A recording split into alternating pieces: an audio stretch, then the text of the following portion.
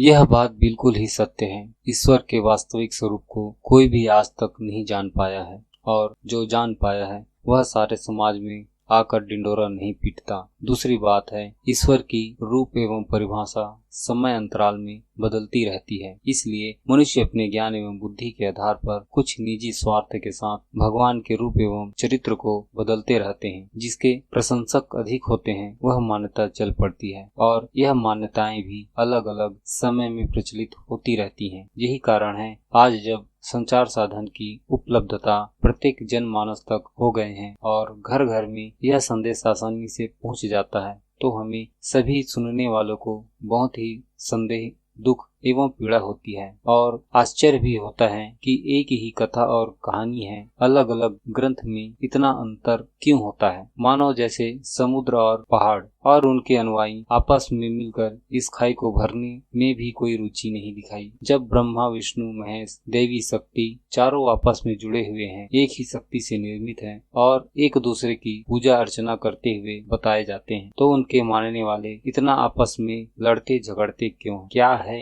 यह सब? क्या वे हम सभी मानव समाज में कुछ छुपाना चाहते हैं, या ब्रह्मा, विष्णु, महेश एवं दुर्गा शक्ति की बढ़ चढ़कर महिमा मंडन किया गया है, जिससे लोग आकर्षित हों और स्वार्थी लोगों का कुछ लाभ हो सके? पता नहीं, कुछ भी हो सकता है। इन सभी का निष्कर्ष से यही पता चलता है कि हमें मान्यताओं की मान्यता पर नहीं जाना चाहिए, अपितु हमें अपनी सुरक्षा स्वयं से सुनिश्चित करनी चाहिए। ना ही कोई भक्त अपने जीवन में सुखी है और न ही व्यापार करने वाला व्यापारी भी अपने जीवन से संतुष्ट है। हमें स्वयं अपने लिए सुलभ रास्ते की तलाश करनी चाहिए, और वे सभी बातें जो हमें मानसिक रूप से भ्रमित करें, अपने दिलो दिमाग से निकाल देना ही उचित है। जो देवी देवताओं के संरक्षक हैं, केवल उन्हें ही सर्व समाज के सुविधा प्राप्त है, और जो उनके मानने वाले हैं और गरीब हैं उनकी कोई पूछ परख नहीं है। यदि आप पैसे वाले हैं तभी आपकी हर समस्या हर जगह सुनी जाएगी, और यदि आप गरीब हैं तो आपके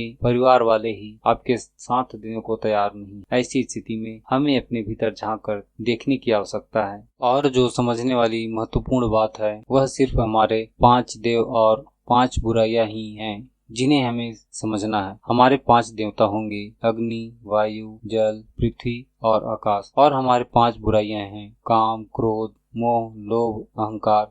यदि यह मनुष्य शरीर के नियंत्रण में रहता है तो हमें जीने की नई ऊर्जा एवं ऊंचाई प्रदान करता है, और जब हमारे नियंत्रण से बाहर चला जाता है तब यही हमारे शरीर को दुख देने लगता है, और अन्य सभी बातें निरर्थक हैं। जो जितना अपने आप में अज्ञानी होगा वह उतने ही अपने शारीरिक सुख के लिए धन लुटाएगा। जानकारी कैसी लगी कमेंट करके बताएं, और हमारे चैनल को एक लाइक एवं सब्सक्राइब अवश्य ही कर दें, ताकि ऐसे ही ज्ञानवर्धक बातें आप तक साझा करते रहें। हमारे इस कथा प्रसंग को सुनने के लिए आप सभी का बहुत बहुत धन्यवाद।